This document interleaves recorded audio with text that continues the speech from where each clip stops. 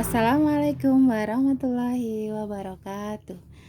Anak-anak kelas 9 sebentar lagi akan mid semester. Untuk tes mid semester nanti ada dua bab, yaitu bab 1 dan bab 2. Bab 1 tentang bilangan perpangkatan dan bab 2 tentang persamaan kuadrat. Nah, untuk bab 2 mari kita belajar bersama-sama. Bentuk umum dari persamaan kuadrat itu adalah ax kuadrat plus bx plus c, di mana a, b, c ini adalah bilangan real dan a di sini tidak boleh nol. Kenapa? Namanya saja persamaan kuadrat. Jadi yang ada kuadratnya ini harus ada nilainya gitu. Kalau nol kan nanti ini hilang, karena kalau dikalikan nol ini akan hilang, dan kalau bentuk kuadratnya udah hilang tinggal tersisa itu sudah tidak kuadrat lagi. Nah, ya. Jadi ini ada beberapa contoh di sini. Gampangnya begini. Asal ada pangkat 2, ya, maka bentuk tersebut adalah bentuk kuadrat. Tapi kalau pangkatnya 2 tidak ada, seperti ini bukan. Jadi ini bukan gitu. Ini ada kuadratnya, iya, tapi hurufnya ini namanya variabel atau huruf. Kalau hurufnya tidak X tidak apa-apa. Jadi namanya variabel itu huruf bisa dipakai dari A, B, C sampai Z, itu boleh saja. Cuma yang familiar yang biasa dipakai memang adalah X, ya. Nah, ini ada bentuk kuadrat, ini juga ada kuadratnya, maka ini juga bentuk kuadrat. Sedangkan ini pangkat tertingginya tidak 2, tapi di sini ada 3. Itu namanya bukan bentuk kuadrat itu, karena pangkat 3. Nah, kalau yang ini juga bukan bentuk kuadrat. Nah, di sini nanti tujuannya adalah kita akan mencari akarnya. Jadi dari bentuk persamaan kuadrat itu nanti kita cari akarnya dengan menggunakan rumus ABC. Rumusnya harus hafal ini. Nah, jadi ini tidak terpakai di SMP saja, nanti SMA juga akan terpakai terus. Bahkan kalau kalian melanjutkan kuliah, nanti juga akan mendapatkan lagi. X12 karena ada 2 akar, jadi X1, X2 maksudnya begitu, ya. Ada rumusnya min B plus minus akar dari B kuadrat min 4AC per 2A. Rumusnya ini, dan ini harus apa? Min B plus minus akar B kuadrat min 4AC per 2A. Nah, ABC-nya apa? ABC-nya itu adalah angka-angka yang melekat pada bentuk kuadratnya. Jadi ini A, ya, ini B, ini C. A-nya 2, B-nya negatif 1, tak ada apa-apa, ternyata 1. C-nya adalah ini, kalau dia negatif terus saja negatif 6. Kemudian tinggal dimasukkan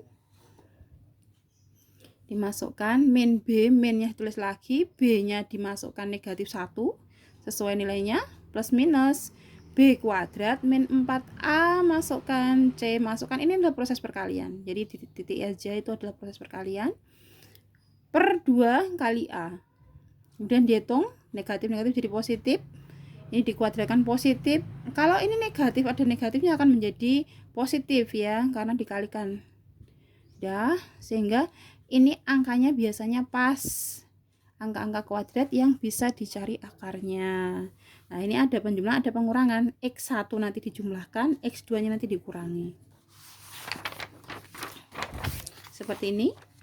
Jadi X1 ditambahkan, X2 nya dikurangi, dihitung seperti biasa, diperoleh akar per X1 nya adalah 2 dan akar X2 nya adalah min 3 per 2. Itu diperoleh seperti ini, ya. Penulisan boleh seperti ini atau boleh dalam himpunan penyelesaian. Himpunan penyelesaian kan kalau himpunan harus pakai kurung murawal tuh. Nah, ditulisnya adalah bilangan yang paling kecil atau yang negatif dulu. Jadi min 3 per 2 baru 2. Ini yang namanya penyelesaian dari persamaan kuadrat atau akar-akarnya gitu. Nah, jika soalnya dibalik, jadi dari akar diketahui oleh soal, kemudian disuruh bentuk-bentuk kuadratnya, gampang, itu tinggal dikalikan nanti. Jadi diketahui akarnya. Soal ini sebenarnya soal kebalikan dari soal 1 tadi. Kalau soal 1 kan yang diketahui ini, dicari ininya, akarnya. Kalau soal nomor 2 dibalik, yang diketahui ini yang ditanyakan bentuk kuadratnya. Oke, kita jawab akarnya diketahui 2 dan negatif 5. Maka persamaan kuadratnya adalah yang semula positif 2 justru dalam kurung itu menjadi ini dimasukkan. Jadi kenapa ini jadi negatif? Karena prosesnya begini. X negatif X sama dengan 2 itu artinya disama dengan ke 0, X ini pindah ke sana. Jadi pengurangan 2 begitu. Ya, jadi untuk masuk ke dalam untuk mencari persamaan kuadratnya itu dimasukkan ke sana. Jadi negatif 2 terus kemudian dikurung. Ini yang semula negatif pindah sana jadi positif. Kemudian prosesnya seperti perkalian aljabar yang sudah kalian peroleh waktu kelas 1. Jadi X dikalikan X kuadrat min 2 kali X min 2X, X kalikan positif 5, positif 5X min 2 kalikan positif 5, negatif 10. Karena ini sejenis bisa dihitung, punya 5 diambil 2, positif 3. Sehingga ketemu bentuk kuadratnya adalah X kuadrat plus 3X ditambah dikurangi 10. Inilah jawabannya. Nah, selain bisa mencari akar, kemudian bisa mencari bentuk kuadratnya, kalian juga harus bisa menggambar, ya. Tapi sebelum ke sana, ini ada istilah nanti fungsi kuadrat. Apa bedanya? Sebenarnya sama. Kalau persamaan dia menggunakan persamaan, kalau fungsi menggunakan simbol F ini fungsi. Apakah harus F? Tidak. Bisa menggunakan G, GX, bisa menggunakan huruf lain, cuma biasanya dipakai adalah F, inisial dari fungsi itu sendiri F itu. Dan fx sendiri ini terkait nanti sumbu xy sebenarnya. Jadi koordinat kartesius ini x, ini y lah. Nilai y-nya ini yang senilai atau sama dengan fx. Jadi fx itu sebenarnya sama dengan y. Ini sendiri bisa ditulis sebagai y sama dengan 2x kuadrat dikurangi x kurangi 6. Jadi nilainya ini atau penulisan simbol ini bisa diganti dengan huruf y.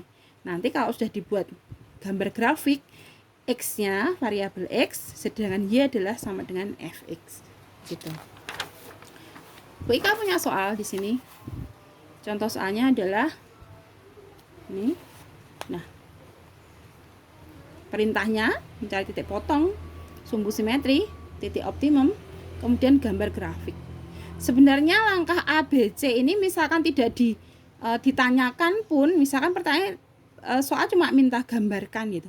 Proses menggambar inilah tetap menggunakan 3 langkah ini dulu. Jadi mencari titik potong terhadap sumbu X dulu, kemudian sumbu simetri dan titik optimum.